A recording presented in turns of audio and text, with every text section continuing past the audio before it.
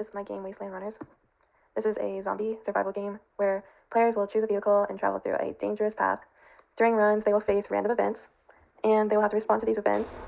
And after completing a run, they will receive currency. The game continues through as many runs as the player can survive, ending when the current vehicle is destroyed and the player cannot afford anyone, or if the player chooses to save and exit.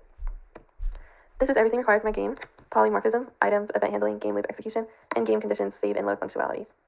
So this is my function. This is my game code. So this is my vehicle class.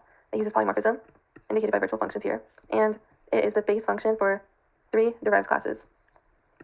These are the protected objects. These are setter and getters for those objects. This is the constructor, and this is the deconstructor. This is the definition of the functions. So the constructor initializes durability, fuel, speed, cargo capacity, and then the setters and getters just set and return those values.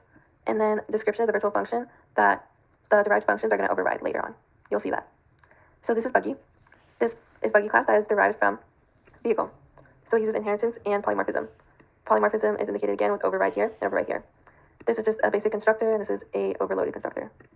The constructor uses vehicle constructor to initialize durability, fuel, speed, and cargo capacity. The vehicle type returns buggy, and the description is going to output this plus this too. Truck looks about the same as buggy, just with its own constructor and the overloaded constructor. It also defines these functions and overrides them.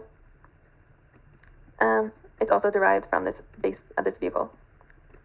So here we have the constructor, just initializes durability, fuel, speed, and cargo capacity. And then we have vehicle type, will return truck, and then it's going to again output this plus this. Muscle car looks about the same: constructor, overloaded constructor, and then the override functions. This is using vehicle constructor to initialize durability, fuel, speed, and cargo capacity, and then vehicle type will return muscle car. And then again outputs this plus this. So let's move on to items. This is our item class. It's our base class. It has a protected objects price, a constructor, a getter and setter, a deconstructor, and then virtual functions here that indicate that polymorphism is used. And here is the definitions of the getters and setters, right here, and the constructor, right here, which just initializes price. And then fuel canister is an item that players can buy that is derived from item. So it has a constructor, and it has these override functions. This is how usage is defined, very unique to fuel canister. Basically, it just adds 20% to the fuel. And maybe if you're lucky enough, you'll get $10 too. The constructor just initializes price to $75 by using the item constructor. And then item name returns fuel can, and then this get description outputs this. And then similarly, these look the same, just with its own constructor. And then it defines these override functions in its own way, shown here. Spare parts, similar, own constructor, override functions, defines them in their own way here. And then mystery case, again, the same, has these override functions and then a constructor and defines them differently right here. Let's go to our game manager class. So this class just declares all of the events that are going to be randomly happening to the player during the run. This is where all the events are defined and all where they are defined and how they're uniquely used in the game and what happens. So let's go to our main now. So save game is a function to basically do what it says and save the game when the player indicates that they would like to save the game. So it takes in player name, player money, a pointer, vehicle, and the number of runs. Then it opens a output file and outputs all of these and saves them in that file. And then we have the most important function that I think is one of the most important functions, which is the run function, which is just basically the person playing the game.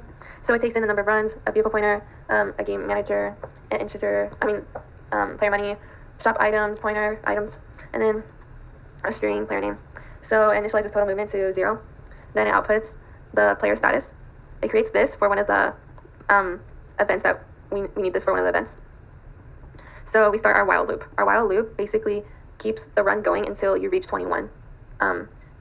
21 in distance. Basically, you keep on rolling the dice until the numbers add up to 21. And after each roll, you'll get to face an event and then respond to that event. So here we have the randomized roll dice. You rolled this and then total movement, and then you can save the game save and exit during the run, or you can continue. So if you press 2, you save the game and you exit. And then it returns the number of runs, which will get you out of this function. And this indicates that since number of runs is not increasing, it indicates that you stopped playing. So then if you didn't choose to, a random event is going to be generated. The vehicle status is going to be shown. It's going to ask you, would you like to buy an item? You pick 1 or 2. If you pick 1, you're saying, yes, I would like to buy an item.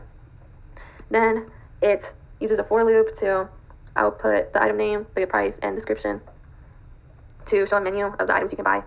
And then you enter the number you want to buy. And then if the item choice is between 1 and is greater than or equal to 1 and less than and equal to 4, because those are you only get 4 options, then you'll be able to buy the objects we create a pointer called choice an item, and we assign that to shop items, and then items choice -1, because arrays only go from 0 to 4, so your choice will always be 1 higher. And then it'll check if you have enough money, and then it will output the outcome of your decision.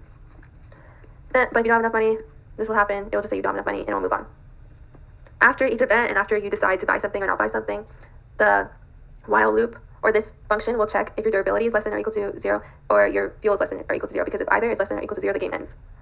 So it says your vehicle, if that does happen, it says your vehicle has been destroyed. It shows your money and it asks you if you want to buy a new vehicle. So if you have enough money, you can buy a new vehicle. Basically just deletes the pointer for a vehicle and allocates a new value for that. But if you don't have enough money, then it just returns the number of runs without increasing it again, showing that you're done playing. And if that does happen, you have enough money, it says you died. And if you choose not to buy a vehicle, you also die because your vehicle is destroyed. Once you get 21, after rolling and rolling and rolling the dice, you will have a congratulations statement indicating that you have finished the run. And then your fuel will decrease by 10% because that happens each run. And then the player money will also increase by $50 because that also happens each run after each run is over. And then number of runs increases by 1, indicating that you're still playing. So now our main function is going to tell the person to enter their name, create a string for your name, enter your name, and then it's asking you, would you like to begin? And you press 1. If you press 2, it's going to say if option doesn't equal 1, then you're choosing to exit the game and not even start. So it's just going to end right there. The program's not even going to begin. If you press 1, it's going to create a vehicle pointer and equal it to null. Then it's going to make a game manager object GM, and then it's going to create an integer player money and set that equal to 350, and then integer run setting it to 0. And then it's going to ask you if you would like to start a new game or to load a previous game. If you pick 1, you're starting a new game, and basically you just pick a vehicle and you buy it, and it sets the pointer and allocates that to whatever you picked. And then it just gives you a instruction because you never played it before and you're beginning a new game, or you're just beginning a new game. But if you pick option 2, you're deciding to load a previous game, and it opens a file called your name plus txt, and it checks if it's open. It creates these variables, so you can store whatever you're getting from that file in those variables. And then it checks if type equals blank, buggy, truck, or muscle car, and then it allocates V to whatever that class is, whatever type that class is. Okay, and then I create an item pointer array of shop items, and there's going to be 4 in that because there's only 4 items you can buy. I set 0 to a repair kit, 1 to fuel canister, 2 to mystery case, 3 to spare parts. And then we have this statement, this variable playing, which is basically going to control this loop, which continues until playing is no longer true. And playing is no longer true when run count is no longer increasing, shown right here. And then the loop is going to be over. But this basically runs, does the first run, and then it goes through, checks if the runs equals previous ones, and if you are done playing, elsewise, and runs is not equal to previous runs, then it's going to output all the player's information. And then to continue the game, it's going to ask you if you want to continue or save the game and exit. You pick 1, you want to continue, it's going to ask you if you want to buy another car.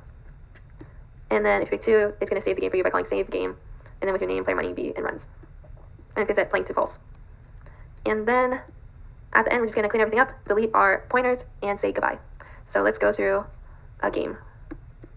Please. Okay. So enter name. Want to begin. Would you like to? I would like to start a new game. Press 1. Let's buy a buggy. Just run 1. Press a letter T. So I rolled a 6. Press 1 to continue or 2 to save and exit. I'm going to press 1. Smooth road. I am not going to lose 10%, so that's good. I wouldn't like to buy an item. I have 100% for everything. Press anything. I only rolled a 3. Press 1 to continue. Again, the same thing. I'd like to buy an item. No, I wouldn't like to buy an item. Press 1 to continue or 2 to save game. 1. Oh no, your car is damaged from tipping and turning. Durability lost 25%. Shows you 25%. I would like to buy an item. I'm going to buy repair kit. It shows my durability going up. Press anything. You rolled a 4. Press 1 to continue. Oh, that's good. Would you like to buy an item from the shop? No. Press 1 to continue or 2 to save the game. So this is going to be my last event I'm going to have to face because I'm now 22 over 21. That's bigger than 21. So 1 to continue. Oh, I got $25. Would you like to buy an item from the shop? I'm going to say no. miss is saying that my run is over now, and because I have more than 21, I received $50, and I didn't lose fuel because of one of the events. So we're going to continue the game. I do not want to buy a vehicle. Okay, so now it's starting the while loop again for a run. So roll the dice. Want to continue. Let's say yes, I'd like to buy one. Let's do 4. Roll the dice. So let's just exit and save. It says game saved, exiting, goodbye. So now, if I want to play that game again, I can just press 2 whenever it says type 1 to start a new game, and 2 to load a previous game, and then it'll reload all my previous information, and it will automatically just start the run loop. Okay, thank you.